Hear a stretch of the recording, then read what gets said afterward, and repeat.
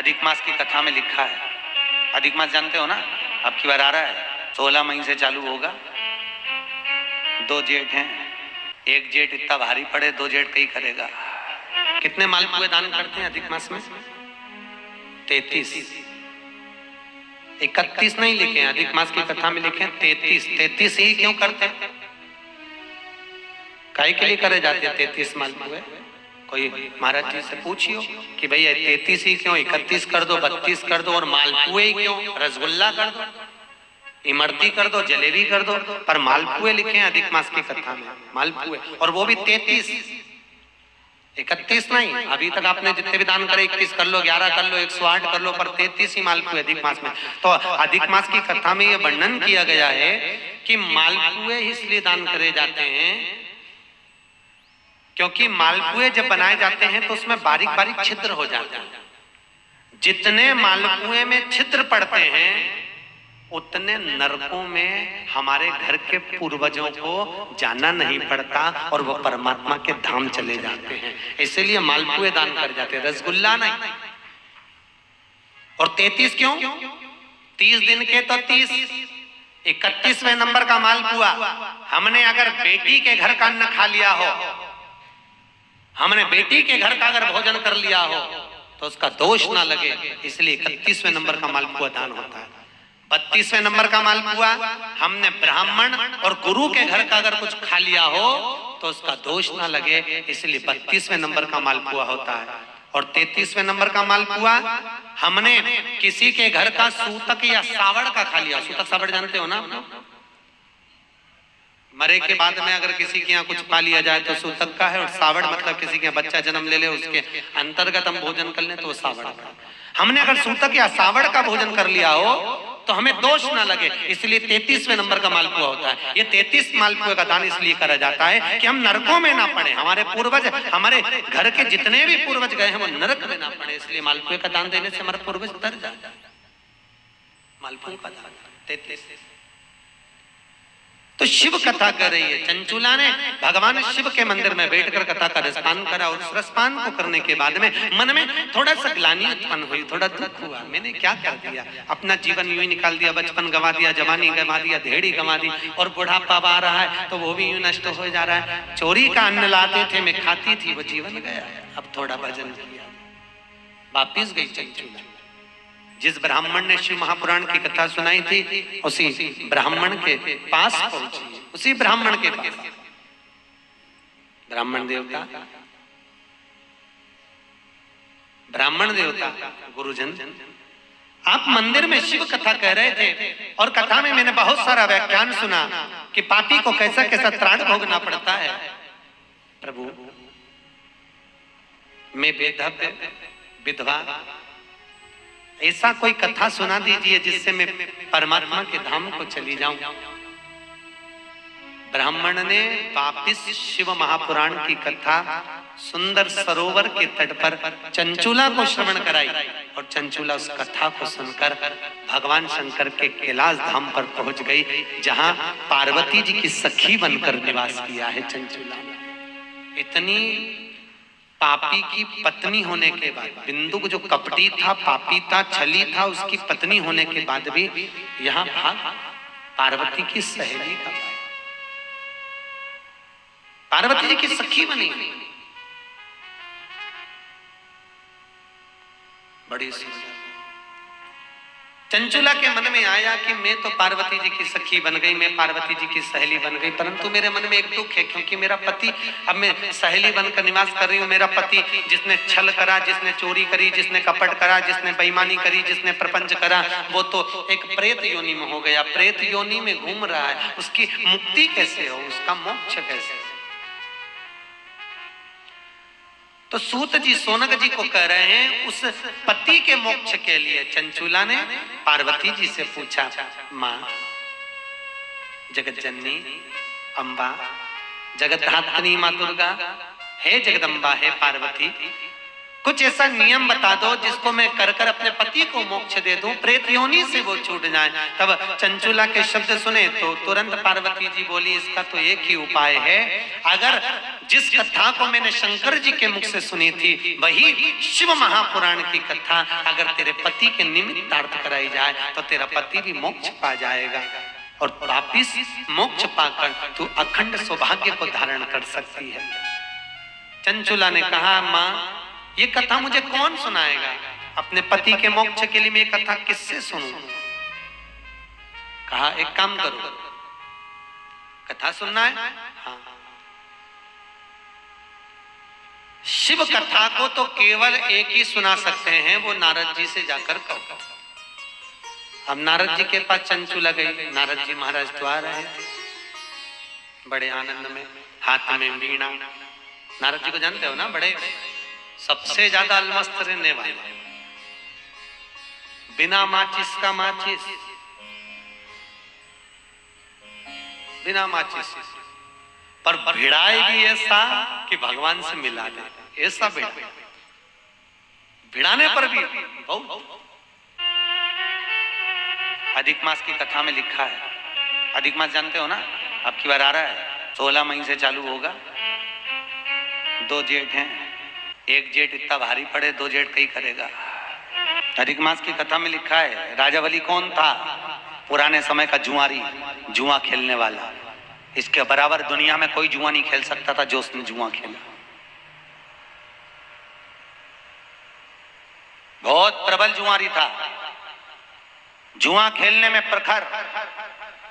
पर जुए का भी एक समय होता है, किसी किसी की घड़ी अच्छी होती है तो खूब जीतता है और घड़ी बेकार। जुआरी हार गया, सब कंगाल हो गया, कुछ भी नहीं बचा, रोने लगा। और जुआरी ने सोचा, क्या करूं? जाता हूं कहीं से चोर कर लेकर आता हूं जुए में लगाने के लिए। एक ब्राह्मण के घर में गया, एक कमंडल, एक आसन, एक छतरी, एक जोड़ पादुका चुरा कर लिया आया और आज मित्रों के साथ बैठकर जुआ खेल रहा था। लगा दिया जुआ में। चारों मित्रों ने सोचा, 4 चीजें, आसन है, कमंडल है, छतरी है, पादुका है, एक काम करो चारों बांट लो, और ये तो अभी हारेगा, अपना अपना सामान लगाओ। चारों जुआरियों ने अपनी अपनी सारी संपदा, जितना दौलत, जितनी सत्ता, जितना वैभव था, चारों ने लगा दिया, क्योंकि ये तो हारेगा, अभी हारेगा। और जैसे ही लगाया, आज भगवान ने ऐसी करुणा करी कि वो जुआरी आज जीत गया। और जैसे ही जुआरी जीता, बस जीतने के बाद तो ऐसा फूला, धन वैभव खूब हो गया, 4 जगह की सत्ता मिल गई। और आप सबको मालूम है, जिसके पास में धन बढ़ जाता है उसके 3 मित्र बढ़ जाते हैं। कितने? 3। जैसे व्यक्ति के पास वैभव बढ़ा, धन बढ़ा, उसके 3 मित्र बढ़ गए। पहला ताली मित्र, दूसरा थाली मित्र, तीसरा प्याली मित्र। धन बढ़ते ही प्रशंसा करने वाले बढ़ जाएंगे, वाह वाह बहुत बढ़िया, लगे रे, प्रशंसा करने वाले बढ़ेंगे। दूसरे नंबर पर थाली मित्र, मित्र को खाना याद नहीं था, होटल पर ले जाकर खिलाकर उसकी होटल की आदत डालेंगे। क्यों? क्योंकि उसी के पैसे को बर्बाद करना है, कैसे भी करेंगे। और तीसरे नंबर पर प्याली मित्र, मित्र को पीना याद नहीं हो तो उसको मय खाने में ले जाकर अपने पैसे से पीना सिखाएंगे और फिर उसके पैसे से खुद पिएंगे। ये 3 मित्र व्यक्ति को बर्बाद करने वाले हैं। जम के बोलो, कौन कौन से? बोलो। ताली, थाली, प्याली, इनसे बचिए, बहुत दूर रहिए, बहुत दूर।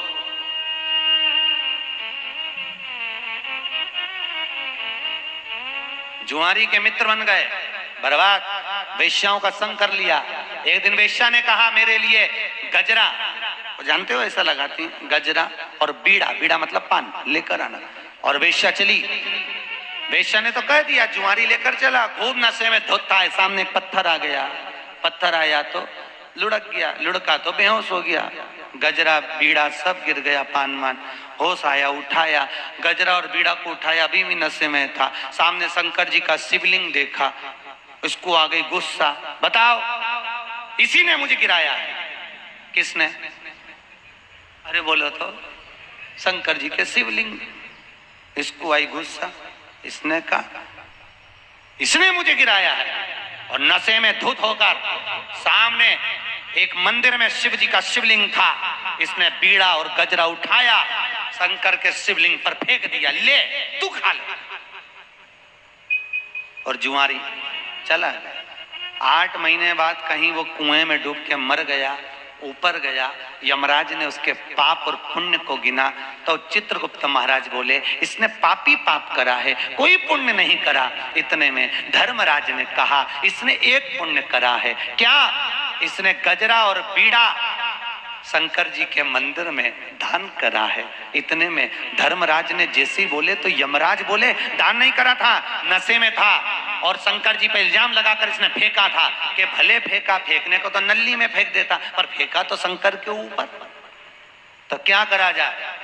धर्मराज ने कहा गिनो ये कितने कदम चलकर शंकर के मंदिर तक पहुंचा था।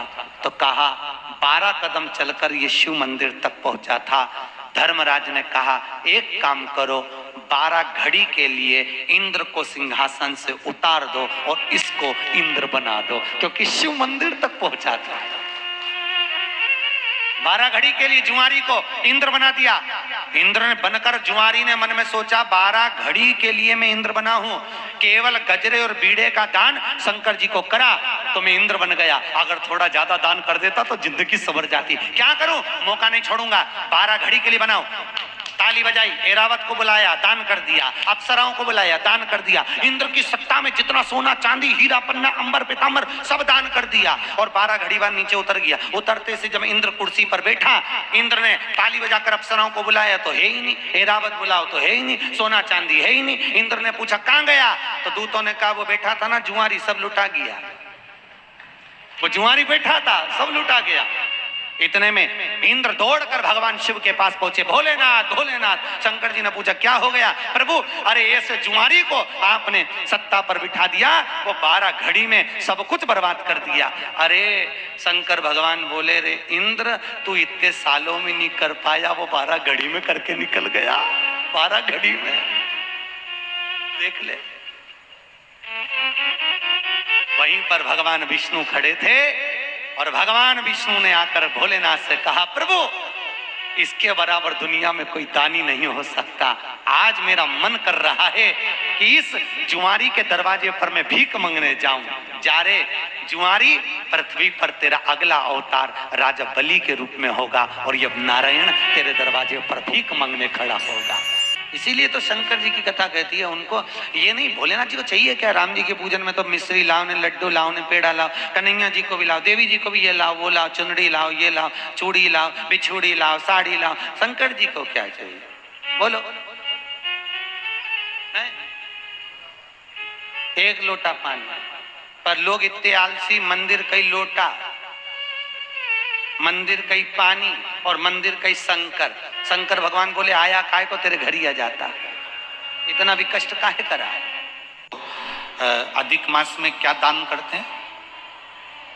अधिक मास में किस चीज का दान किया जाता है? मालपुए का दान करते हैं। अरे बोलो तो जम के, कितने मालपुए करते हैं? 33 33 मालपुओं का दान होता है। 30 मालपुए तो 30 दिन के हो गए, और 3 जो मालपुए होते हैं उसके ऊपर जो 33वें 3 मालपुए जो होते हैं वो एक मालपुआ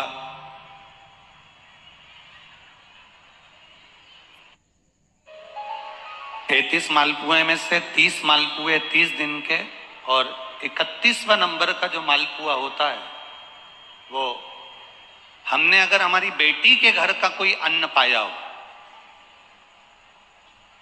हमने अगर अपनी बेटी के घर का कोई भाग ग्रहण कर लिया हो, हमने अपने अगर बेटी के बहन बेटी के घर का कोई चीज खा ली हो तो हमको दोष ना लगे।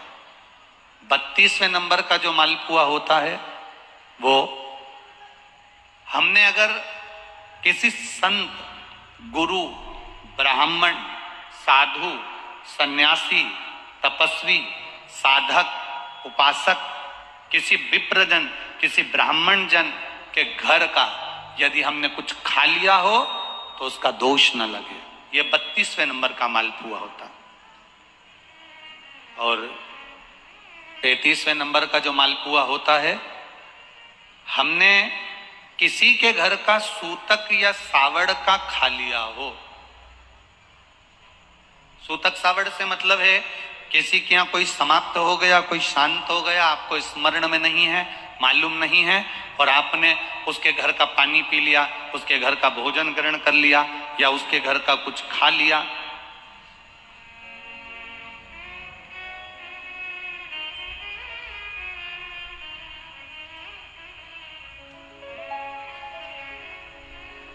हमने अगर कुछ खाया हो, कोई के यहाँ शांत हो गए, कोई के यहाँ समाप्त हो गए, और उसके घर का यदि हमने कुछ पा लिया, कुछ पानी पी लिया सूतक का, तो उसका दोष न लगे।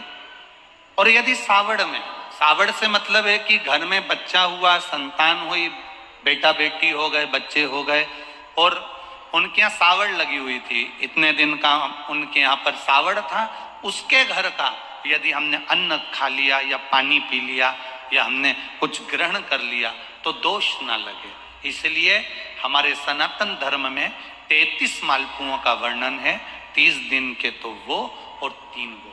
अब एक बात और ध्यान में रखना, स्कंद पुराण, विष्णु पुराण जब अधिक मास के व्रत का वर्णन करती है तो उसमें 33 मालपुए का ही विधान क्यों लिखा?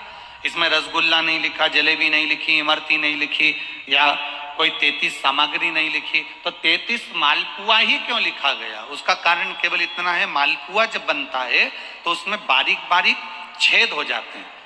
शास्त्र के अनुसार जितने छिद्र मालपुए के अंदर रहते हैं, अधिक मास में 3 वर्ष में एक बार यह मालपुए का 33 मालपुए का जो दान दिया जाता है, इससे जो जीव हमारे पूर्वज, हमारे जो गए हुए जीव हैं, कई भटक रहे होते हैं, कोई किसी योनि में है, कोई किसी जगह भटक रहा होता है, तो वो उस योनि से हमारे केवल अधिक मास में दान कर देने से वो उस योनि से मुक्त हो जाता है। इसलिए इन मालपुओं का वर्णन है। पूरी दुनिया का कोहिनूर हीरा है संस्कार, हमारी सभ्यता, हमारी वृत्ति। माता पिता कितने अरमान से पढ़ाते लिखाते हैं। 20 वर्ष तक माता पिता पढ़ा लिखा कर बेटे को राम बनाने की चेष्टा करते हैं। कितने वर्ष तक? 20 वर्ष तक। और 20 दिन की कुसंगति बेटे को रावण बना देती है। वो 20 वर्ष पर पानी फिर गया। 20 वर्ष, मात्र 20 दिन की कुसंगति।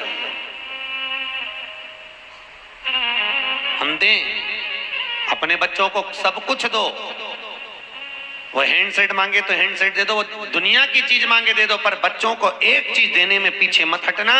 सारी दुनिया सुख बच्चों को दीजिए, पर बच्चों को साथ में, उस सुख के साथ में संस्कार जरूर दीजिए। संस्कार कैसे? चलो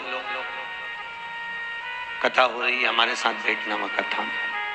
चलिए। कोई कह रहा था गुरुजी इतनी कथा, गुलबर्गा में भी हमारे यहाँ कथा होती रहती, कभी भागवत, कभी ये, कभी राम कथा, कभी ये कथा, इतनी कथा। जब टीवी चालू करो कोई ना कोई महाराज की कथा ही चलती रहती है। कितनी कथा हो रही है महाराज, इतनी कथा क्यों? भैया कथा होने का सार्थक तो क्यों है कि कलिकाल में इतनी कथा क्यों चल रही है? उसका कारण था, सतयुग में भगवान का नाम खूब चलता था, त्रेता में भी खूब चला, द्वापर में भी खूब चला, पर भगवान ने देखा अब कलयुग आ गया है, कलयुग में भगवान का नाम ज्यादा चलेगा नहीं, इसलिए भगवान ने पृथ्वी पर पुराणों की सेल लगा दी है कि कहीं पर भी जाओ मार्केट में तुम्हें यह माल हमेशा मिलता ही रहेगा। कहीं पर भी ये सेल लगी है।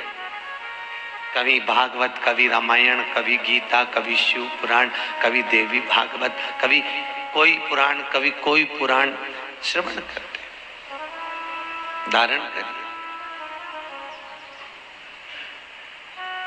इस चित्त को इस वृत्ति को, इस मन को, इस बुद्धि को भगवान को समर्पित करने का भाव प्रकट करिए। मन कितना, एक भगोने दूध को दही बनाने के लिए जामन कितना डालोगी जीजियों, बोलो कितना? थोड़ा सा। मेरी बूढ़ी वृद्ध माताएं बैठी हैं, वो जानती हैं, एक भगोने दूध को दही बनाना है, जमाना है, तो जामन कितना डालोगे? थोड़ा सा। इतनी भगोना भर के दाल में अगर स्वाद लाना है तो बघार कितना डालोगे? इतना।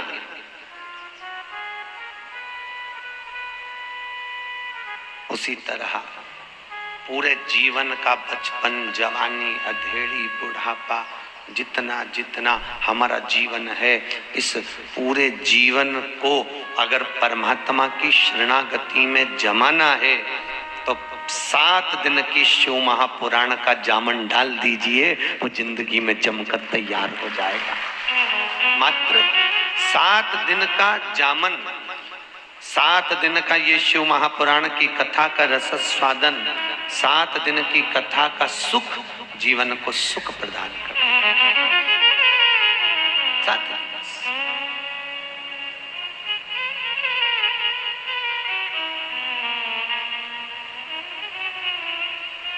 और नहीं तो जीवन व्यक्ति का चलता रहे। श्री नारद जी महाराज ने तप किया, रामचरितमानस में आपने श्रवण किया, शिव महापुराण में भी लिखा है, देव ऋषि नारद तप करे, कामदेव को जीत लिया। जब कामदेव को श्री देव ऋषि नारद ने जीता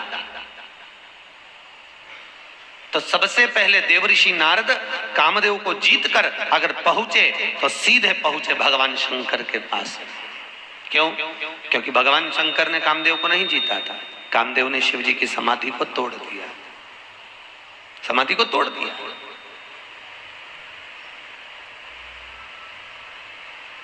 अब दुनिया के लोगों ने कहा बताओ, वो देव ऋषि नारद काम को जीत लिए पर भोलेनाथ काम को नहीं जीत पाए। भैया तुमको कौन समझाए? वो कामदेव शंकर भगवान का साड़ू भाई था।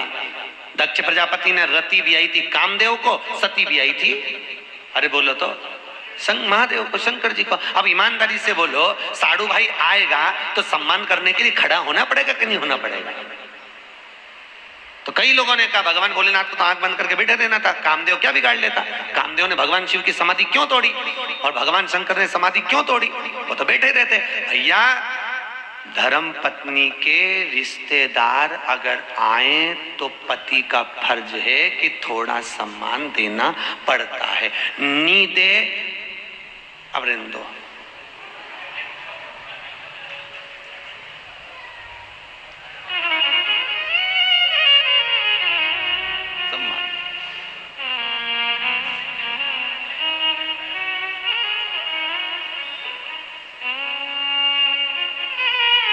अभी हमारे बनवारी लाल जी मामा जी को लेकर आए थे, इनके माता के पक्ष के मामा जी थे, तो भी सम्मान दे रहे थे कि भैया ये हमारे मामा पक्ष के हमारे मामा है। फिर कहा ये मामा की बहू है, सम्मान।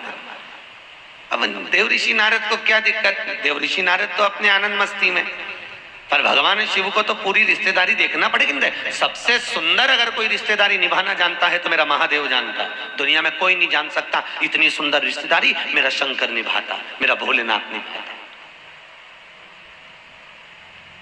सबसे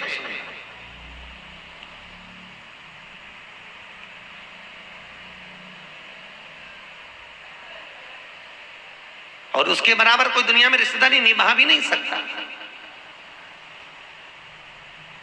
एक केवल महादेव थे भगवान शंकर, जो अपने पुत्र गणेश और कार्तिकेय से कहते थे कि रक्षाबंधन का त्योहार है, जाओ अपनी बहन अशोक सुंदरी के पास जाओ और राखी बंधवा कर आओ।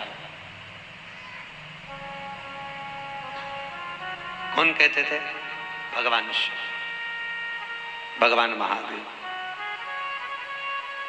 जाओ अशोक सुंदरी के पास में जाओ और जाकर राखी बंधवा कर आओ। तो कई बार कार्तिकेय तो कहते थे पिताजी हम रक्षाबंधन पर अपनी दीदी के यहाँ नहीं जाएंगे, उसको आना पड़ेगा। वो आए।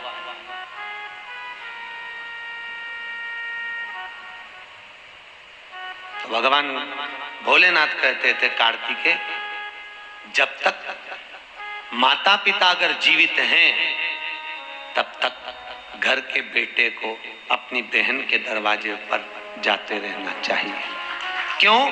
बुजुर्ग माँ बाप नहीं जा सकते, वृद्ध माता पिता अपने बेटी के घर बार बार नहीं जा सकते। क्यों? क्योंकि अधिक मास की कथा में लिखा है अगर बेटी के घर का एक अन्न का दाना खा ले तो व्यक्ति मरते समय उसके मुख में तुलसी का दल नहीं मिलता। अगर बेटी के घर का एक गिलास पानी पी लो तो मरते समय गंगा जल नहीं मिलता। ये अधिक मास में आप लोग जो 33 मालपुए का दान करते हो, क्यों करते हो? काहे के लिए करते हो? करते हो ना 33 मालपुए, 33 मालपुए, 30 मालपुए 30 दिन के, 31वां मालपुआ हमने अगर ब्राह्मण गुरु के घर का खाया हो तो दोष ना लगे। 32वें नंबर का मालपुआ हमने अगर बेटी के घर का, बहन बेटियों के घर का खाया हो तो दोष ना लगे। और 33वें नंबर का मालपुआ हमने अगर मान लो सूतक या सावड़ का खाया हो तो हमको दोष ना लगे। इसलिए 33 मालपुए का दान होता अधिक मास में। यहाँ करते हैं सब लोग दान मालपुए का। 33 मालपुए दान किए जाए। अगर हमने बेटी के घर का कुछ खाया हो तो दोष ना लगे उसके लिए। और मालपुए का भी क्रम आपको वर्णित है, पहले भी आपको बताया है कि 90 नंबर के मालपुए पर अगर लौंग रखकर दान कर दी जाए तो नारी कभी विधवा होकर नहीं मरती, अखंड सौभाग्य लेकर जाती है। 11वें नंबर के मालपुए पर अगर सिक्का रखकर दान कर दिया जाए तो जिंदगी में कभी लक्ष्मी की कमी नहीं आती। 21वें नंबर के मालपुए पर तुलसी का पत्ता रखकर दान कर दो, कभी जीवन में संपदा की कमी नहीं रहती। जिस व्यक्ति के यहाँ कोई ना कोई बीमार पड़ा रहता हो तो 14वें नंबर के मालपुए पर लाल कलर का छोटा सा कपड़ा रखकर दान कर दीजिए।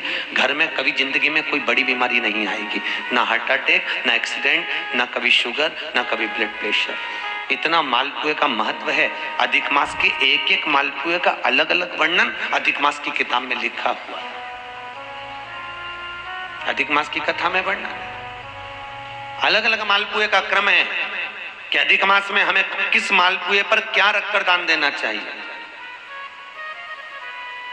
कैसा नियम है, कैसा? शमी की जो पत्ती होती है उस शमी की पत्ती को भगवान देवादिदेव महादेव पर चढ़ाने का, शमी की पत्री को चढ़ाने का एक नियम है। बड़ा सुंदर नियम, आपके जीवन में उतारने लायक। पत्ती, शमी की जो पत्ती होती है उस शमी की पत्ती को कब, कैसे और कहाँ चढ़ाना चाहिए और शमी की पत्ती का फल क्या होता है वो भी अभी अपन समझ लें। जब देवादिदेव महादेव को शमी का पत्ता चढ़ाया जाता है, कब चढ़ाते हैं?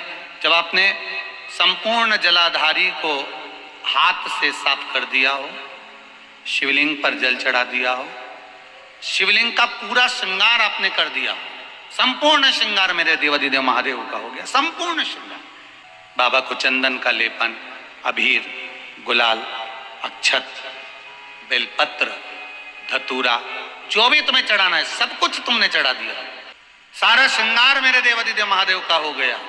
तब शमी की पत्ती को मां जगत जननी की जो जलाधारी है उस पर मात्र स्पर्श कराकर शिव के शिवलिंग पर आखिरी में समर्पित कर देना चाहिए, जिससे हमारी मन की जो कामना है वो मां जगत जननी देवादिदेव महादेव से उनके कानों में श्रवण करा।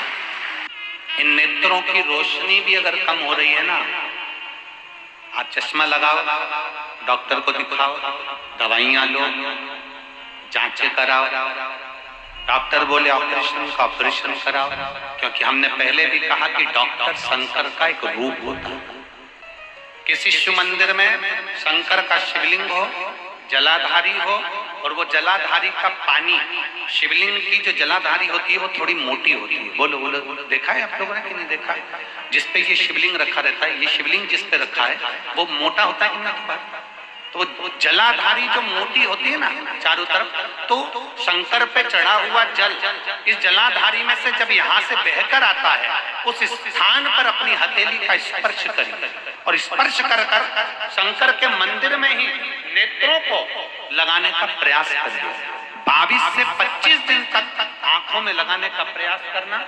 30वें दिन हमको पत्र लिखकर भेजना कि आपकी आंख की रोशनी बढ़ना प्रारंभ हुई कि नहीं, आपका चश्मे का नंबर ठीक हुआ कि नहीं। शंकर का वो वरदानी भक्त शनि महाराज ने अपनी दृष्टि दे दी, तकलीफ आई, दुख प्रारंभ हुआ, कष्ट आना प्रारंभ हुआ। शनि जब अपनी दृष्टि देता है कष्ट आता है, और ऐसा कोई व्यक्ति नहीं जिसपे शनि की दृष्टि नहीं पड़े। शरीर में अगर कोई रोग उत्पन्न हो जाता है, बहुत शरीर के अंदर अगर कोई बहुत बड़ी बीमारी हो जाती है, बहुत बड़ा रोग हो जाता है, बहुत तकलीफ आने लगती है। डॉक्टर ने कह दिया कमर का गुरिया खसक गया, डॉक्टर ने कह दिया तुम नीचे नहीं बैठ पाओगे, डॉक्टर ने कह दिया तुम्हारी ये हड्डी बढ़ गई है, ये हड्डी का ऑपरेशन करना पड़ेगा। डॉक्टर कह दे कि ऑपरेशन की जरूरत पड़ रही है और तुम्हारा गुरिया खसक गया या तुम्हारी हड्डी बढ़ गई या तुम्हारी हड्डी का रोग बढ़ गया। ये शिवलिंग पर आप भगवान देवादिदेव महादेव को जल चढ़ाएं, और जल चढ़ाने के बाद जो जल यहाँ बहकर आता है उस स्थान पर अगर जल चढ़ाया भी नहीं है तो जहां से पानी नीचे की ओर गिर रहा है उस स्थान पर गणेश, कार्तिकेय, अशोक सुंदरी वाली जगह से जब जल नीचे की ओर गिरता है उस स्थान पर अपना हाथ लगाकर बस कुछ देर तक उस हस्त कमल को उस स्थान पर लगाएं और भगवान शंकर का पंचाक्षर मंत्र नमः शिवाय या षडाक्षर मंत्र ओम नमः शिवाय या श्री शिवाय नमस्तुभ्यम भगवान का मंत्र का उच्चारण करें। यदि महामृत्युंजय मंत्र का स्मरण आता हो तो महामृत्युंजय मंत्र का स्मरण करें। हाथ का स्पर्श कर कर मार्कंडे बाबा का स्मरण कर कर और उस हाथ में ही थोड़ा सा जल झेलकर नंदी के पास बैठकर उसका आचमन करें। 20 से 22 दिन तक ये आचमन चालू रहने दो और 20 दिन के बाद फिर जांच करवाओ। धीरे धीरे शरीर की गुड़ियां काम करना प्रारंभ करेगी, हड्डी काम करना प्रारंभ।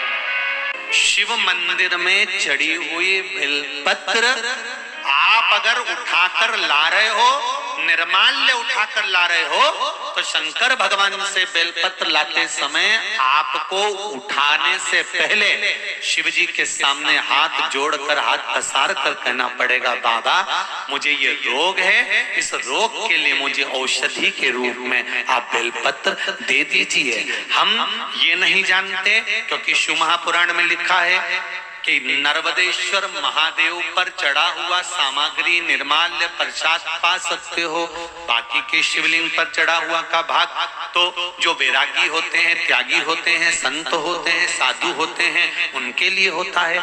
पर यदि हम नर्मदेश्वर महादेव नहीं भी है और हमको रोग है, तकलीफ है, कष्ट है, तो जो बेलपत्र हम शंकर जी से मांग कर ला रहे हैं उनसे कह कर लाओ हमें औषधि दे दीजिए, तो वो औषधि के रूप में हम लेकर आएंगे, तो वो हम खाएंगे तो हमारे शरीर को वो लगेगी। हम ये नहीं कह रहे कि आप इसी का लेकर आओ या नर्मदेश्वर को ढूंढो फिर उसका शिवलिंग लेकर आओ, कहाँ ढूंढोगे? आप तो औषधि मांग कर लाई। कुमारी अवस्था के अंतर्गत जिस कन्या हो चाहे वर हो, अगर उसके जीवन में अगर वो कुंवारी अवस्था में है, चाहे कन्या हो चाहे वर हो, उसके कुमारी अवस्था के अंतर्गत उसको जीवन में कुछ भी तकलीफ आए, हम तो फिर बच्चों से भी कहेंगे, ये बेटियों से, ये बेटों से जो कुंवारी अवस्था के हैं जिनका विवाह नहीं हुआ, उनसे हम ये जरूर कहेंगे कि जब भी आप शंकर जी को जल चढ़ाने के लिए जाओ, एक लोटा पानी चढ़ाने के लिए जाओ, तो शंकर जी को जब जल चढ़ाओ तो उससे पहले प्रयास करना कि जो शंकर जी के सामने, आपको मालूम है ना अशोक सुंदरी की जगह, शिव जी के सामने जहां से पानी बहता है उसके सामने बीच में एक मोटी सी लाइन होती है, वो अशोक सुंदरी की जगह होती है। अगर आप कोई एग्जाम देने जा रहे हो, कोई कंपटीशन एग्जाम में बैठ रहे हो, कहीं इंटरव्यू देने जा रहे हो या कोई परीक्षा निकल नहीं रही है, तो प्रयास करो, विवाह नहीं हो रहा है या कोई काम आपका अटक रहा है, तो शिव को जल चढ़ाने से पहले अशोक सुंदरी वाली जगह पर आप थोड़ा सा जल समर्पित करो, अपनी मनोकामना करो और शिव जी को जल चढ़ाकर फिर जाइए, बाबा आपका कार्य पूर्ण कर देगा। कुंवारी अवस्था वालों के लिए अशोक सुंदरी का स्मरण जरूरी है। सोमवार की जो अष्टमी होती है ना, सोमवार की जो अष्टमी होती है, जिस लड़का लड़की का विवाह नहीं होता, जिसका मंगल पाणिग्रहण संस्कार नहीं होता, कभी मौका लगे और आपको लगे कि विवाह नहीं हो रहा है बच्चों का, तो उस समय पर ये 3 पत्ती की जो बेलपत्र लेते हैं, बीच की पत्ती में कंकु रोली या लाल चंदन और 2 पत्ती में पीला चंदन, अक्षत का 1 दाना ऊपर वाली पत्ती में जिस पर आपने लाल चंदन लगाया है या रौली लगाई है, और 3-3 अक्षत के दाने इन दोनों पत्ती में।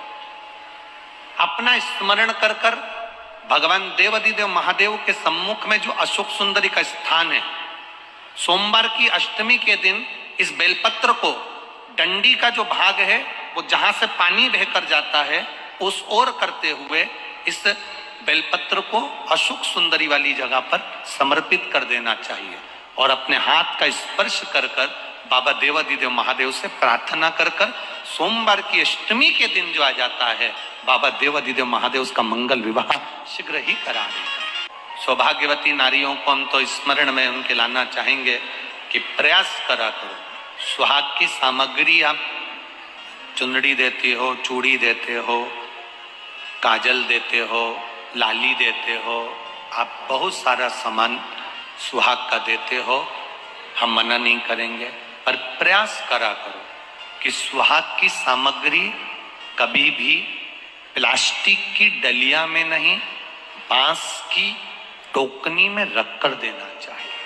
हमने पहले भी कथाओं में कहा, हर महीने शिवरात्रि आती है, प्रत्येक महीने शिवरात्रि पड़ती है और प्रत्येक महीने की शिवरात्रि पर अगर आपसे बन सके, आप दुनिया में अगर आपके पास में लोग कहें कि ये बहुत गरीब व्यक्ति है, बहुत साधारण व्यक्ति है, इसके पास धन नहीं है, वैभव नहीं है, सत्ता नहीं है, इसके पास खुद का मकान नहीं है, इसके पास खुद की प्रॉपर्टी नहीं है, इसके पास खुद की दुकान नहीं है, दूसरे के यहाँ काम करता है, इसके पास कुछ भी नहीं है, हम उनसे कहेंगे 12 महीने शिवरात्रि आती है, 5 जगह पर चढ़ाई हुई बेलपत्र, आप 1 वर्ष 12 शिवरात्रि का एक नियम ले लो, 5 जगह पर बेलपत्र समर्पित करना सीख जाओ।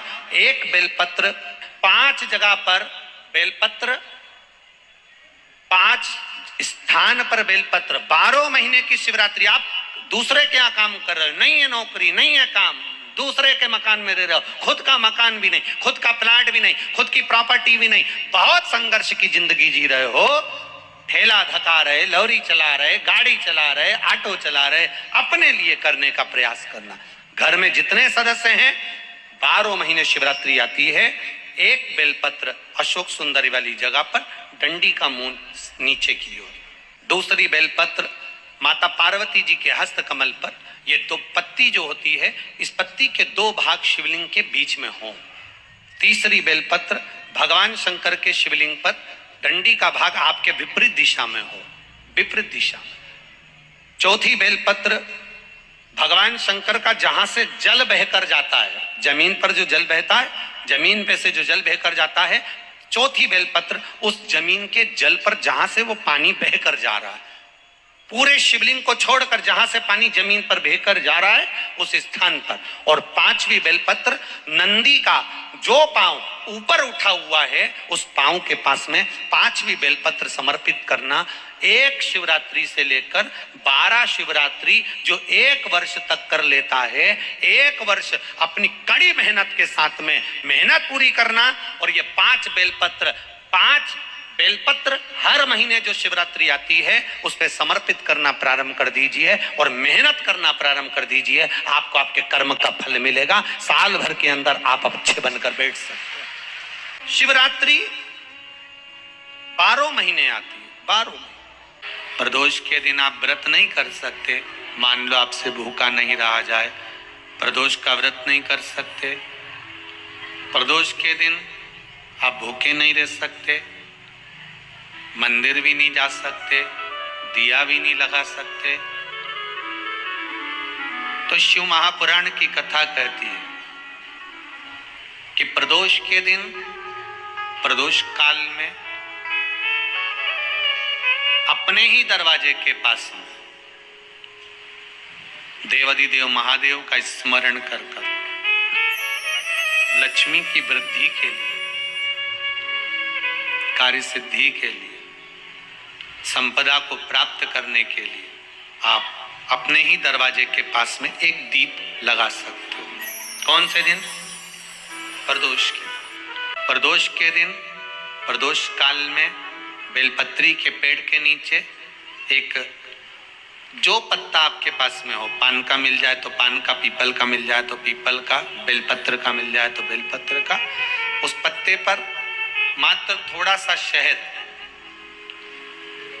और 7 दाने चावल के रखकर घी का दिया लगा दो महाराज, और थोड़ा सा जल हाथ की अंजलि में लेकर भगवान देवाधिदेव महादेव का स्मरण कर कर कि इस बेलपत्री के वृक्ष के नीचे माता लक्ष्मी, पार्वती, सरस्वती विराजमान है। इसी बेलपत्री के पेड़ के नीचे मेरे देवाधिदेव महादेव का 12 ज्योतिर्लिंग का स्वरूप प्रकट है। उनका स्मरण कर कर जल चढ़ा दीजिए और उसका स्मरण कर लो जो चिड़चिड़ प्रवृत्ति करता हो, क्रोध करता हो, जिसको बोलने का भान नहीं होता हो, सम्मान नहीं देता हो, अपशब्द कहते हो, उनका स्मरण कर कर आप छोड़ेंगे। एकदम एक प्रदोष करेंगे, दूसरे प्रदोष तक तो आपको कोई दिक्कत ही नहीं। 2-3 प्रदोष कर कर देखिए, बाबा कृपा करें। सुयशा, जब कोई नारी, जब कोई पुरुष, जब कोई बच्चा, जब कोई बुजुर्ग, जब कोई भी संसार सागर में रहने वाला मानव मेरे मंदिर में आएगा और नंदी के कान में कुछ कहकर जाएगा, तब तू उसको सुनकर मां पार्वती से कहेगी। और पार्वती जब मेरे साथ प्रतिदिन प्रदोष काल में, प्रदोष के समय, शाम के समय भ्रमण पर जब पार्वती मेरे साथ जाएगी तो पार्वती मैया जिसके सामने नंदी को रोक देगी, मैं उसके ऊपर कृपा करते हुआ चले जाऊंगा। सीधे बोल देते हो क्या जाकर? नंदी के कानों में कहने का भी एक तरीका है। आप लोगों को मालूम होगा वो तरीका? नहीं मालूम? बेलपत्री की जो डंडी रहती है ना, बीच का जो भाग है, ध्यान दिए ना जरा सा, ये बीच की जो डंडी है, फिर से देखिए, बेलपत्री के 2 पत्ते और उसके पास में जो बीच की जो डंडी का भाग है, दिख रहा है आप लोगों को? ये 2 डंडी, ये बीच की 2 पत्ती और उसके बीच में जो 2 डंडी का भाग होता है।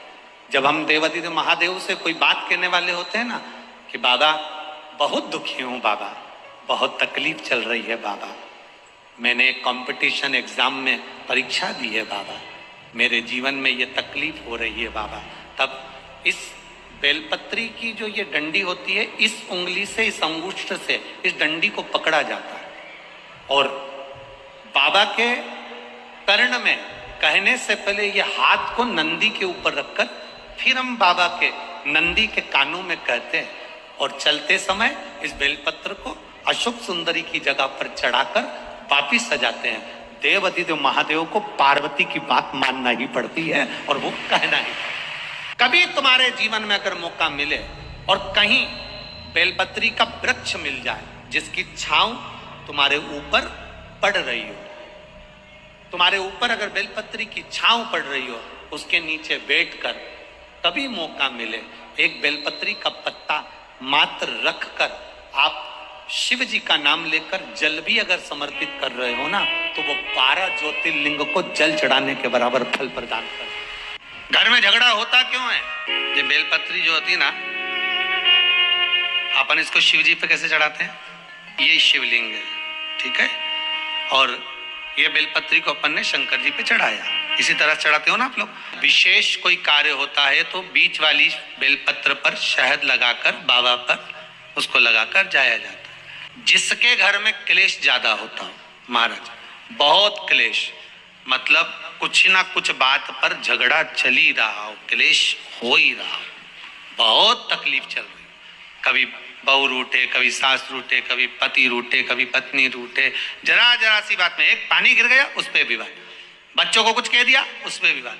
तो ये जो बेलपत्री की ये जो भाग होता है, इस बेलपत्री का जो डंडी का जो भाग होता है, इस भाग को, बेलपत्री की इस भाग को महाराज, ऐसी कैसी बेलपत्र, बस ये भाग को बेलपत्री के वृक्ष के नीचे शहद लगाकर इस पत्ती पर ऐसे ही बेलपत्री की जड़ में उस भाग को लगाकर या रख के आ जाइए। केवल एक ही बार करना, किसी भी प्रदोष पर कर लेना महाराज। फिर एक प्रदोष से दूसरी प्रदोष तक तुम्हारे घर में कभी क्लेश नहीं हो सकता, ये पक्का है, झगड़ा होगा ही नहीं। जब हम सूर्य नारायण भगवान को अर्घ देते हैं, जल चढ़ाते हैं, तो वो जल पृथ्वी पर जब गिरता है तो उसके छींटे हमारे शरीर पर लगते हैं। क्या वो ठीक है? जब हम सूर्य को अर्घ देते हैं, सूर्य को जल चढ़ाते हैं, वो पानी जब पृथ्वी पर गिरता है, उसके छींटे हमारे शरीर पर लगते हैं, तो वो श्रेष्ठता का भाव निर्मित करते हैं, वो गलत नहीं हो सकता। कारण, अब सूर्य नारायण भगवान को आप जल चढ़ा रहे हो तो छींटे नहीं लगे, उसके लिए क्या स्टूल पे चढ़ के चढ़ाओगे कि कुर्सी पे चढ़ के चढ़ाओगे? अरे बोलो तो सही। अब कई लोगों के दिमाग में यह बात भरा गई कि हम भगवान को जल चढ़ाते हैं, वो हमारे शरीर में छींटे लगते हैं, जमीन पे से पानी गिरता है, वो हमारे शरीर को छींटे लगते हैं, भगवान को अच्छा नहीं लगता होगा। कौन ने कहा? पहले तो उसको पकड़ के ला। सूर्य नारायण भगवान को जब जल चढ़ाया जाता है, हाथ सिर से 8 इंच की दूरी पर होना चाहिए। 8 इंच ऊपर अपना हाथ होना चाहिए मस्तक से सूर्य को जल चढ़ाते समय। ना चांदी का, ना स्टील का, ना लोहे का, ना प्लास्टिक का, ना कांच का, ना सोने का कोई बर्तन, ना कांसे का, ना एल्युमिनियम का, ना पीतल का, केवल एक पात्र होना चाहिए, वो है तांबे का। काय का पात्र होना चाहिए? तांबे का पात्र। और सूर्य नारायण भगवान को जब 8 इंच ऊपर तुम्हारा हस्त है, और जब हम सूर्य को जल चढ़ा रहे हैं, कैसे जल चढ़ाना है वो भी समझ लीजिए। अगर कोई कैंसर का मरीज है, जिसके चेस्ट में कैंसर आ गया हो, लेफ्ट में, राइट में कहीं पर कैंसर आ गया हो, या कोई गठान आ गई हो, तो महाराज आप जल चढ़ाते समय उस जल की धार को, सूर्य भगवान को जब चढ़ा रहे हो, तो धार आपकी गठान की ओर जाना चाहिए, जिससे सूर्य की किरण उस जल में से आपके उस स्थान पर पड़े, उस जगह पर पड़े जहां पर गठान है। महाराज आप लगातार जल तो चढ़ाना चालू करो, अच्छे अच्छे डॉक्टर फेल हो जाएंगे और कह देंगे गठान ठीक हो गई। कई लोग दिए में दीप लगा देते हैं और कई लोग घाट पर ही दीप लगा देते हैं। नहीं है दिया लगाकर, दोना ले गए, पत्ता ले गए, कोई वस्तु ले गए, उस पर लगाकर। घाट पर जो दिया लगाया जाता है वो ज्यादा पुण्य फल पर देने वाला है कि गंगा जी में जो छोड़ते हो वो ज्यादा फल देने वाला है? बोलो जम। जो गंगा जी में छोड़ते हैं वो ज्यादा फल देता है। गंगा कौन? क्या बोलते हो? गंगा माँ। अब तुम्हारी माता जी यहाँ बैठी है, उसकी छाती पे दिया धर दे, बोलो अच्छा लगेगा? अपने यहाँ दीपावली के दिन जिस लक्ष्मी जी की मूर्ति की पूजन होती है, उस मूर्ति के पास में उल्लू नहीं होता और नारायण नहीं होता। ना नारायण होंगे ना उल्लू होगा, केवल लक्ष्मी जी बैठी है। इसलिए किसी किसी के लक्ष्मी की मूर्ति नहीं आती तो गुजरी लाते। गुजरी देखिए, वो दिए लगे रहते हैं मूर्ति के अंदर कि लक्ष्मी जी ने रखे तो गुजरी धर दो, क्योंकि ना उसके पास में उल्लू हो ना नारायण। इसलिए हिंदू धर्म में दीपावली के दिन बच्चे भी आपसे पूछते होंगे, पिताजी आप सरस्वती की पूजन करते हो, गणेश जी की पूजन करते हो, लक्ष्मी जी की पूजन करते हो, फिर लक्ष्मी जी के पति की पूजन भगवान विष्णु की क्यों नहीं करते? तो उसका केवल एक कारण है, अगर नारायण के साथ में लक्ष्मी का पूजन होगा तो वो अपूर्ण लक्ष्मी कहलाएगी, और गणेश जी के साथ अगर लक्ष्मी का पूजन होगा तो वो पूर्ण लक्ष्मी कहलाएगी। महाराज पूर्ण लक्ष्मी, और हर व्यक्ति अपने घर में पूर्ण लक्ष्मी चाहता है। इसलिए दीपावली के दिन नारायण के साथ नहीं, गणेश के साथ लक्ष्मी को पूजा जाता है। सरस्वती का पूजन इसलिए होता है क्योंकि सरस्वती लक्ष्मी को पार्वती क्या लेकर गए। तो हमारे यहाँ जो पाना मिलता है, देखा है तो फोटो जो मिलता है दीपावली पे, वो फोटो में लक्ष्मी और कौन कौन होता है? गणेश और सरस्वती, तीन। आप जब शिव जी को जल चढ़ाते हो तो आप जल चढ़ाने के बाद अपने हाथ की ये 3 रेखाएं, ये 3 उंगलियां, अपने हाथ की ये 3 उंगलियां 3 स्थान पर स्पर्श करो। शिवलिंग का स्पर्श, जगत जननी दुर्गा भवानी अर्थात जिस पे शिवलिंग रखा हुआ है वो जलाधारी का स्पर्श, और तीसरा जैसे ये पानी चढ़ाने के बाद ये पानी यहां आता है और यहां से जो नीचे गिरता है, जितनी मोटाई शिवलिंग की जलाधारी की है उस जगह पर अपनी 3 उंगली का स्पर्श तुमरुकेश्वर महादेव के नाम से करो, और यही 3 उंगली लाकर अपने घर के दरवाजे पर स्पर्श करो। धीरे धीरे गया हुआ पैसा वापिस आएगा और कर्जे से तुम मुक्त जरूर हो। जितनी अड़चने, जीवन की जितनी अड़चने हैं, ये तुमरुका जी के नाम का स्मरण करने से, तुमरुकेश्वर महादेव का स्मरण करने से छूट। यहां तक जिनके ब्लॉकेज बता दिए गए हैं, हार्ट में ब्लॉकेज बता दिए गए हैं, नसें ब्लॉकेज बता दी गई है, डॉक्टर ने कहा है कि बाईपास कराना पड़ेगा। हम यहां तक कहें डॉक्टर का इलाज कराते रहो। डॉक्टर शिव का एक रूप होते हैं, भगवान शंकर का एक स्वरूप अगर कोई है तो वो पूरी दुनिया के डॉक्टर हैं। आप उनका कहना मानो, पर उनसे निवेदन करना, डॉक्टर साहब ऑपरेशन कराएं, कम से कम 10 घंटे दे दो, 10 घंटे के बाद ऑपरेशन करा लेंगे, 2 दिन दे दो। उस बीच में जाकर जल चढ़ाना तुमरुकेश्वर के नाम से, 7 बार एक ही लोटे का जल 7 बार तुमरुकेश्वर महादेव का नाम लेकर चढ़ाना, उसी जल को झेल कर लाना और तुमरुकेश्वर का नाम लेकर जिसकी नसें ब्लॉक है उस व्यक्ति के मुख में देना, और फिर 10 घंटे बाद डॉक्टर से कहना एक बार फिर जांच करो। धीरे धीरे नसें खुलना प्रारंभ हो जाती हैं तुमरुकेश्वर महादेव के नाम में। पशुपति व्रत की महत्वता में यहां तक कहा है कि तुम पशुपति व्रत के लिए अगर कोई मीठा बना रही हो, प्रसाद बना रही हो, तो वो प्रसाद जितना बनाया है वो पूरा की पूरा लेकर मंदिर जाना पड़ता है। बोलो सही है कि गलत है? कढ़ैया में, भगोनी में जितना प्रसाद, हलवा बनाया, खीर बनाई, जितनी बनाई है सब लेकर जाओ, छोड़कर नहीं जा सकते। अगर आधा प्रसाद कढ़ैया में छोड़ दिया और आधा लेकर गए हो तो प्रसाद के 2 हिस्से हो गए। भगवान पशुपति व्रत को स्वीकार नहीं करेगा, वो स्वीकार नहीं है। बनाओ उतना जितना मंदिर में लेकर जाना है, बनाओ उतना जितना परमात्मा के दरवाजे पर लेकर जाना है। अब हमने क्या करा, बना थोड़ा ज्यादा लिया, आधा रख दिया घर वालों के लिए, बच्चे खा लेंगे इसमें से, पति को दे दूंगी इसमें से, और आधा प्रसाद ले गई मंदिर, मंदिर में ले जाके 3 हिस्से कर दिए। अब विचार करना, मंदिर में ले जाने से पहले प्रसाद के 2 हिस्से हो गए, आधा तो तूने घर में छोड़ दिया, आधा मंदिर में लेकर चली गई, फिर वहां पर जाकर 3 हिस्से हो गए, तो कुल मिला के हो गए 5 हिस्से। तो मतलब ही क्या हुआ फिर उस प्रसाद? और फिर क्या कर रही है, मैंने 4 बार पशुपति व्रत करा गुरुजी, पर ना जाने क्या ऐसा योग बना कि भगवान मेरी सुनता ही नहीं है। और ये गलती बहुत सारे लोग करते हैं। आप लोगों से निवेदन है, शिव जी के मंदिर में अगर जल चढ़ाने जाना है आपको, तो पार्वती मैया को अलग से जल नहीं चढ़ाना, कार्तिकेय जी को अलग से जल नहीं चढ़ाना, गणेश जी को अलग से जल नहीं चढ़ाना। किसी भी मूर्ति पर शिव को जल चढ़ाने जाओ तो अलग से किसी मूर्ति पर जल मत चढ़ाओ, ना पार्वती जी को, ना गणेश जी को, ना कार्तिकेय जी को। अगर जल चढ़ाना है तो केवल देव अधिदेव महादेव पर चढ़ाओ, वो जल सारे देवताओं तक अपने आप पहुंच जाएगा, उसको पहुंचाने की जरूरत नहीं है। शिव जी पे चढ़े हुए जल का आचमन जो व्यक्ति रोज करता है उसकी वाणी सत्य होना प्रारंभ हो जाए। शंकर भगवान के बेल वृक्ष की, बेलपत्री का अगर कोई वृक्ष है तुम्हारे घर में, बेलपत्री का यदि कोई पौधा है, बेल वृक्ष है तुम्हारे घर के अंदर, तुम्हारे घर के बाहर कोई बेलपत्री का पौधा है, कोई मंदिर के बाहर बेलपत्री का पौधा है या बेलपत्री का वृक्ष है, कोई व्यक्ति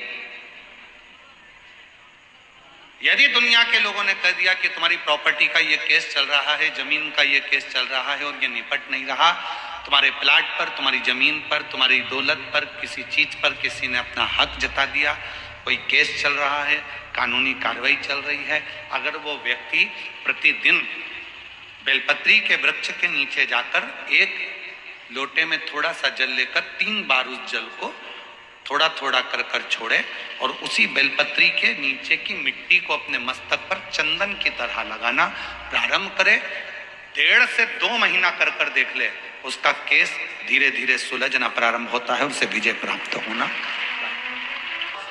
कुछ मत करो तो बेलपत्री के वृक्ष के नीचे भी आप लोटा भर के जल लेकर जा रहे हो तो 3 बार थोड़ा थोड़ा सा जल शिव जी को चढ़ाओ और चढ़ाया हुआ जल जब गिर जाए तब थोड़ी सी मिट्टी को सिर पर लगाओ, बाबा से अपने मन की भाव कहो, श्री शिवाय नमस्तुभ्यं, श्री शिवाय नमस्तुभ्यं। जिसके मस्तक पर बेलपत्री की लकड़ी का चंदन शिव को लेपित कर कर यदि मस्तक पर लगता है, कोई बेलपत्री का वृक्ष यदि सूख जाता है, उसकी जो लकड़ी होती है उसका चंदन भी हम शिव को लगाकर अपने मस्तक पर लगाते हैं, या बेलपत्री के वृक्ष के नीचे की मिट्टी को भी यदि हम त्रिपुंड बनाकर सिर पर चढ़ाते हैं तो दुनिया में किसी की सामर्थ्यता नहीं है कि तुमको हरा दे, तुमको विजय प्राप्त होती है। कभी कभी कभी कभी, रोज नहीं, कभी कभी अशोक के वृक्ष की पत्ती, आम के वृक्ष की पत्ती, कभी कभी अशोक के वृक्ष की पत्ती और आम के वृक्ष की पत्ती की बंदरवाल जब दरवाजे पर लगाते हैं, जब कोई ने कह दिया कि तुम्हारे यहाँ तो रोग ही रोग है, सास बीमार पड़ती है, कभी बहू बीमार पड़ जाती है, कभी पोता बीमार पड़ जाता है, कभी पोती बीमार पड़ जाती है, कभी घर में ये परेशानी, पैसा तो आता है, सब यहाँ वहां लग रहा है, तो कभी कभी सोमवार की जब अष्टमी पड़ जाए और सोमवार की अष्टमी के दिन यदि अशोक के वृक्ष की पत्ती और आम के वृक्ष की पत्ती की बंदरवाल दरवाजे पर लगा दी जाए और वो बंदरवाल यदि 1 हफ्ते तक लगी रहे तो तुम्हारे घर में से कैसा भी दुख और रोग क्यों ना हो वो धीरे धीरे समाप्त होने। शिव जी के कानों में पड़े हुए पद्म और पिंगल, 2 सर्प, आज भी वो 2 सर्प शिव जी के कान के वो दोनों कुंडल कमाल कर जाते हैं। आज भी जिस बच्चे को दमा होता है, जिस बुजुर्ग व्यक्ति को, जिस स्त्री को श्वास की तकलीफ होती है, जिस व्यक्ति को दमे की तकलीफ होती है, थोड़ी दूर चलकर हांपड़ी भराने लगती है, हाँप आने लगती है, सांस चलने लगती है, सारा इलाज करवा लिया, सब कुछ इलाज करवा कर देख लिया, तब शिवलिंग के ऊपर 2 पीपल के छोटे छोटे पत्ते पिपलेश्वर महादेव के नाम से शिवलिंग के ऊपर रखे जाते हैं, 2 पत्ते पीपल के, और 2 कटोरी में जल लेकर पद्म और पिंगल शिव जी के कानों के दोनों कुंडलों का नाम लेकर पिपलेश्वर महादेव के नाम से शिव जी पर दोनों कटोरी का जल या दोनों लोटे का जल उन दोनों पीपल के पत्ते पर चढ़ाया जाता है, उसको कटोरी में झेल कर लाया जाता है। सुबह, दोपहर और शाम, अगर 7 दिन 15 दिन लगातार रोज 2-2 बूंद जल या थोड़ा थोड़ा जल, अगर रोज पीपल के पत्ते का प्रयोग कर सकते हो तो कर लो, नहीं तो एक बार में जल लेकर आ गए, उसी को 4-5 दिन तक प्रयोग करो, धीरे धीरे हांपड़ी भराना कम हो जाएगी। चढ़कर देखना 4-6 सीढ़ियां, जब हाथ भराना बंद हो जाए तो समझ लेना कि मेरे शंकर भगवान ने तेरे ऊपर कृपा करना चाहिए। जिसकी हाथ भराती है, सांस भराती है, दमा चलता है, पसली चलती है, कई बच्चे ऐसे हैं जो दिन भर सर्दी ही सर्दी, पूरा कफ ही कफ जमा रहता है, वो निकलता ही नहीं है। डॉक्टर का भी इलाज करवा, डॉक्टर की भी दवाई लो, क्योंकि डॉक्टर शिव का एक रूप होते हैं, और साथ में पिपलेश्वर महादेव का स्मरण कर कर 2 शिव जी के कान के जो 2 कुंडल हैं, क्या नाम है उनका, जम के बोलो। पहले का नाम है पद्म दूसरे का नाम है पिंगल। जम के बोलो, क्या नाम है उनका?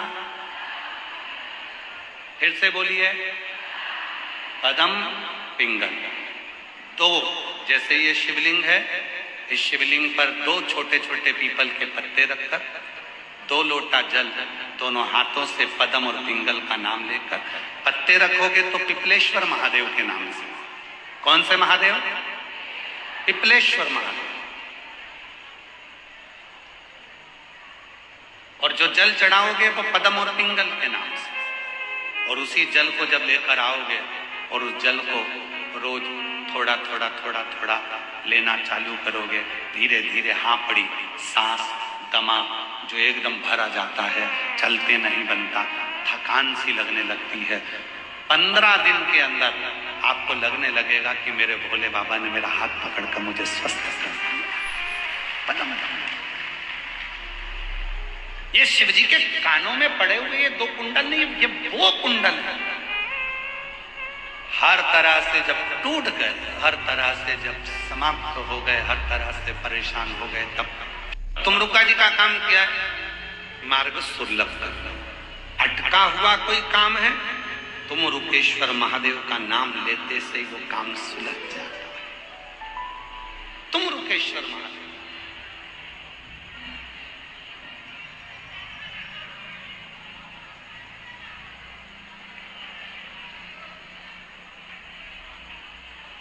अटक गए, वो तुमरुकेश्वर महादेव का नाम लेकर सुन। महाराज, हमारी जिंदगी में भी हमने आजमाया हुआ है।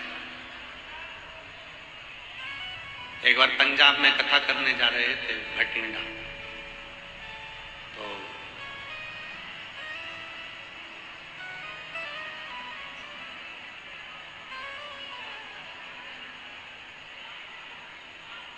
यहीं ये दिल्ली के पहले मथुरा और दिल्ली के बीच में हमारी गाड़ी खराब हो गई। अब हमारी इतनी पहचान तो किसी से है नहीं कि हम किसी को बोले कि भैया कोई दिल्ली का हो, कोई कहीं का हो, कि भाई आओ थोड़ी व्यवस्था करो। हमारा ज्यादातर सफर गाड़ियों से होता है, क्योंकि फ्लाइट से हम ज़्यादा सफ़र कम करते हैं, हम गाड़ी से ज़्यादा करते हैं। उसका कारण ये रहता है, गाड़ी से चलने में हर 3 घंटे में जो भी शंकर जी का मंदिर मिलता है, वहाँ 1 लोटा जल चढ़ाकर फिर आगे बढ़ जाते हैं। इसलिए हम गाड़ी का, हम यहाँ से निकलने के बाद में 3 घंटे पर जो भी शिवालय मिल जाएगा, रोड के किनारे पर जो भी शंकर जी का ओटला मंदिर कोई मिल जाता है, वहाँ जल चढ़ा देते हैं। 3 घंटे पे नहीं मिलता तो कहीं से मिट्टी को इकट्ठा कर कर वहीं शिवलिंग बनाकर पूजन कर कर फिर आगे बढ़े। इसलिए फ्लाइट का सफर थोड़ा कम करते हैं और गाड़ी का सफर ज्यादा। शिव पूजन में मन को मथुरा से दिल्ली के बीच में गाड़ी हो गई गड़बड़। अब आशीष बोले, गुरुजी भटिंडा पहुंचना है, गाड़ी तो गड़बड़ हो गई। हमने कहा तुमरुकेश्वर का नाम लो, बाबा कहीं ना कहीं तो मार्ग बनाएगा। दूसरे को बोलते हो तो स्वयं भी स्मरण करो। तुमरुकेश्वर बाबा का जैसे ही नाम लिया, स्मरण लिया, 15-20 मिनट तक इंतजार किया और तुमरुकेश्वर बाबा ने ऐसी कृपा करी कि हमने बाबा की कृपा से यहाँ कथा करी थी नोएडा में, तो वो पानी के कारण बंद हो गई। वो क्या नाम था उनका, जो कथा करवाए थे,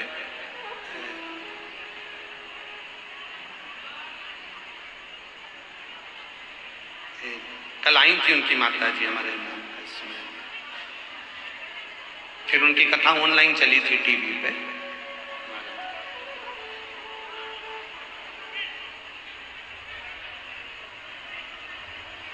अभी वो अध्यक्ष गुड़गांव में, हाँ गुड़गांव में कथा करी, तो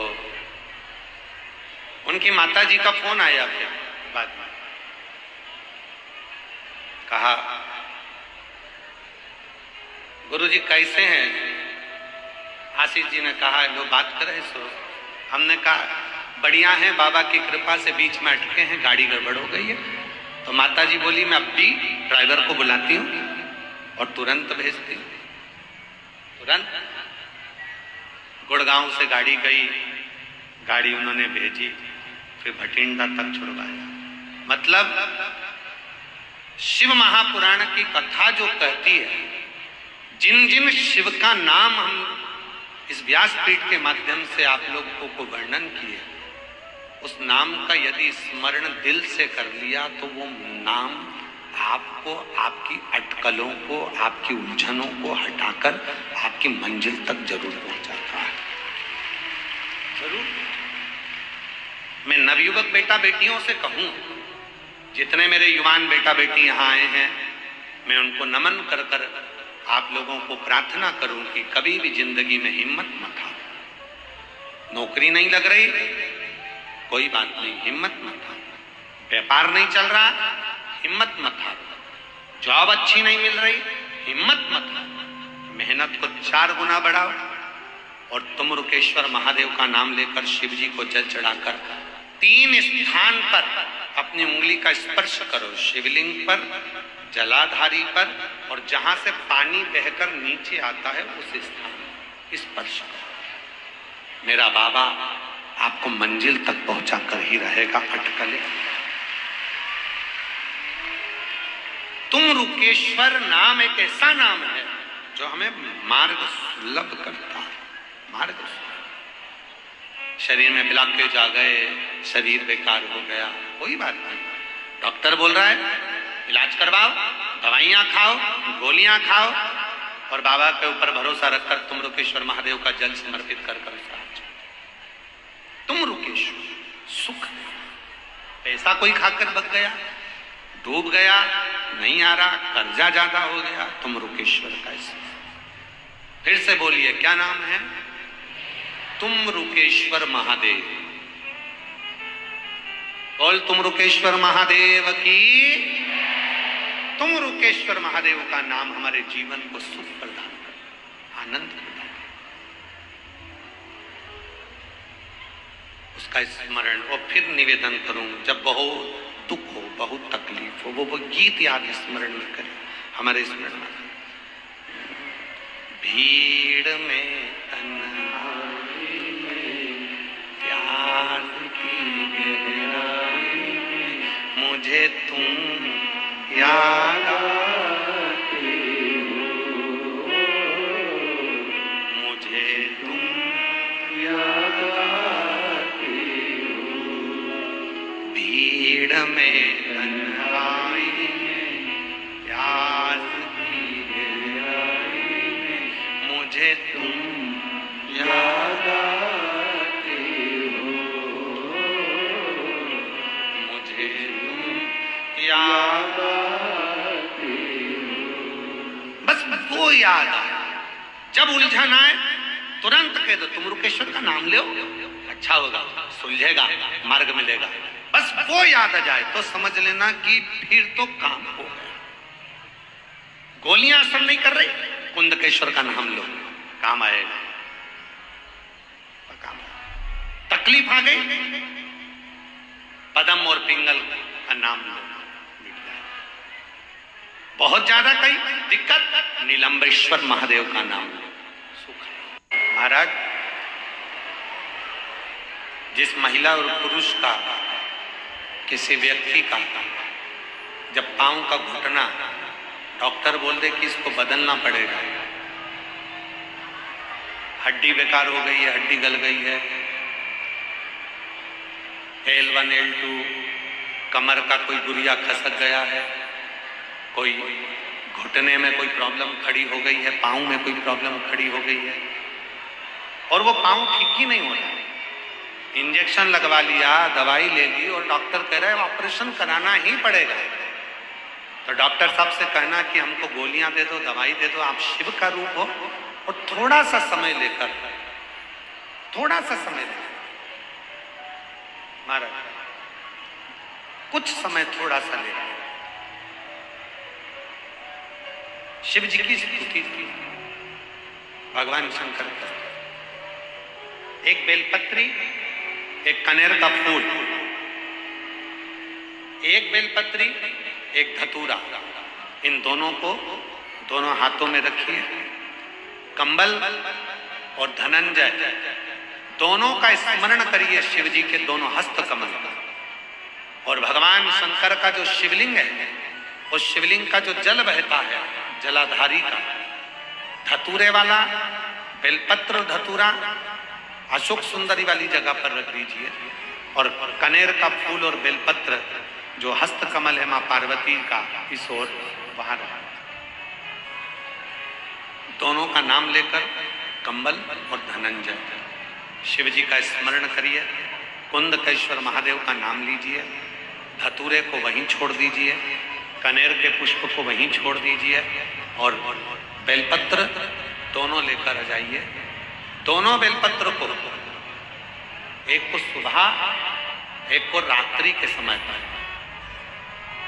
सोने से पहले दोनों बेलपत्र को एक एक कर, छोटी छोटी सी बेलपत्र हो तो उसको चबाकर खाने का प्रयास करिए। 5 बार यदि कर लिया तो ये निश्चित है अगली बार आप डॉक्टर को दिखाने जाओगे तो वो कह देगा कि ऑपरेशन की जरूरत नहीं है, घुटने काम करना प्रारंभ। कंबल और धनंजय शिव जी के हाथ के ये वो 2 सर्प हैं।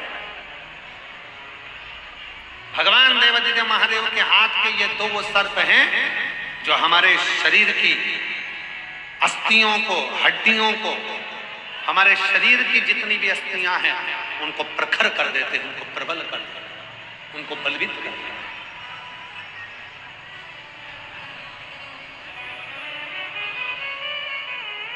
फिर से एक बार नाम लेंगे, आप लोगों के स्मरण में रहना चाहिए।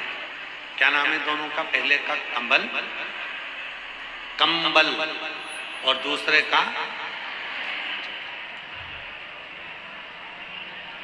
अब कल से आज तक में आपको 5 सर्पों के नाम स्मरण करा दिए हैं। कानों में कौन कौन है? पदम, पिंगल। कमर पर कौन है? नील। हाथों में कौन है? कंबल, धनंजय। शिव जी के श्रृंगार में जितनी जितनी सामग्री है, भगवान शंकर के श्रृंगार में जितना जितना सामान है, भगवान शंकर के श्रृंगार में चाहे धतूरा हो, आंख का पुष्प हो, कनेर का पुष्प हो, बेल का फल हो, बेलपत्री हो, चाहे भगवान शंकर के श्रृंगार में चंद्र हो, चाहे भगवान शंकर के श्रृंगार में गंगा का जल हो, चाहे भगवान शंकर के श्रृंगार में चंदन हो, चाहे भगवान शंकर के श्रृंगार में भस्म हो, चाहे भगवान शंकर के श्रृंगार में चूरमा हो, चाहे भगवान शंकर के श्रृंगार में रोट का चूरा हो, ये जो भी भगवान शंकर को समर्पित किया जाता है इसमें फल बहुत है। उनका श्रृंगार और श्रृंगार का फल हमको देता है।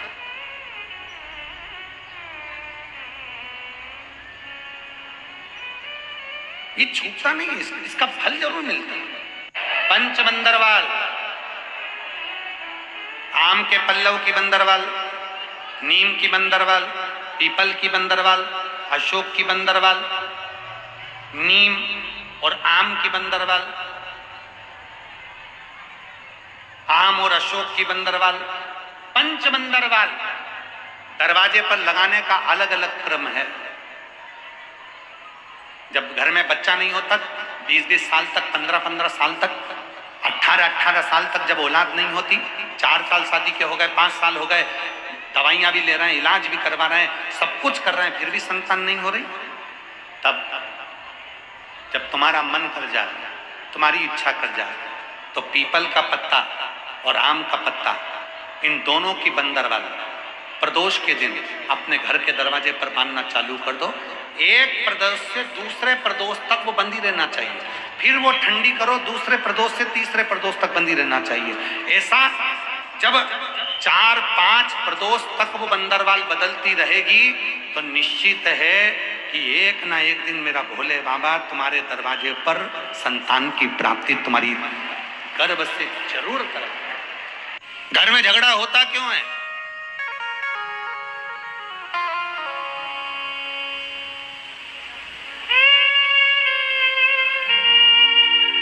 ये बेलपत्र बेलपत्री जो होती है ना, अपन इसको शिव जी पे कैसे चढ़ाते हैं?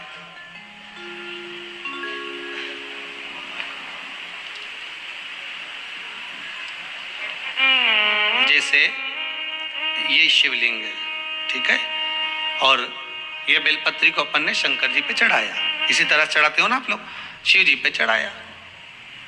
पहले इससे प्रथम वाली कथा में कहा था, जब विशेष कोई कार्य होता है तो बीच वाली बेलपत्र पर शहद लगाकर बाबा पर उसको लगाकर जाया जाता है। अब जिसके घर में क्लेश ज्यादा होता हो, महाराज बहुत क्लेश, मतलब कुछ ना कुछ बात पर झगड़ा चल ही रहा हो, क्लेश हो ही रहा हो, बहुत तकलीफ चल रही, कभी बहू रूठे, कभी सास रूठे, कभी पति रूठे, कभी पत्नी रूठे, जरा जरा सी बात में एक पानी गिर गया उस पे विवाद, बच्चों को कुछ कह दिया उस पे विवाद।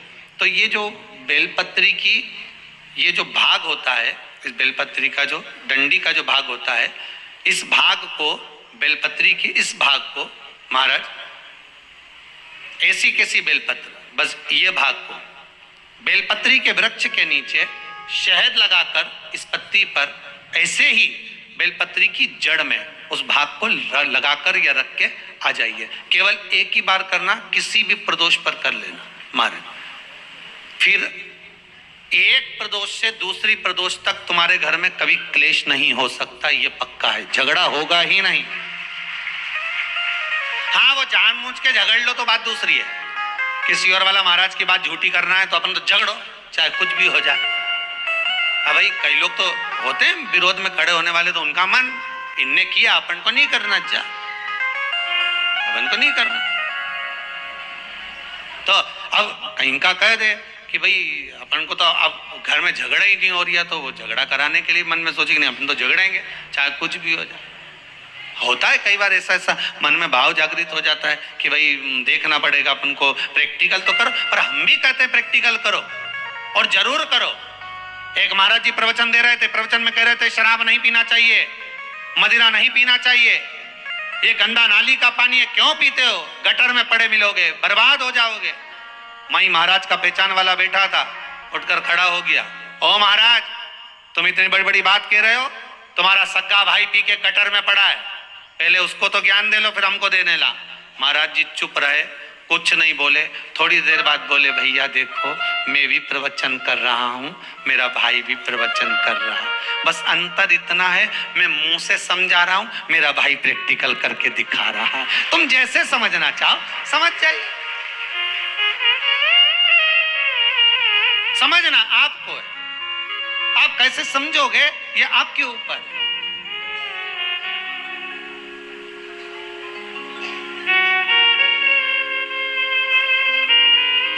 भाई जो ना समझे उसके लिए एक विदेश से एक अंग्रेज आया और उसने दीवार पर जितने कंडे बने थे गाय के उसका फोटो खींचा, तो उसको गांव के 10-12 लोग देख रहे थे और वो बढ़िया हेलमेट लगा के फोटो खींच रहा था, चश्मा लगा के। तो उसको बड़ा आश्चर्य हो रहा था, तो गांव के लोगों ने पूछ लिया,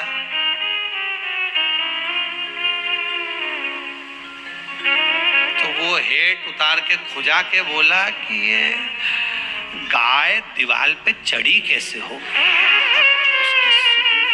अब जो समझ गया तो समझ गया, ना समझे तो ना समझे।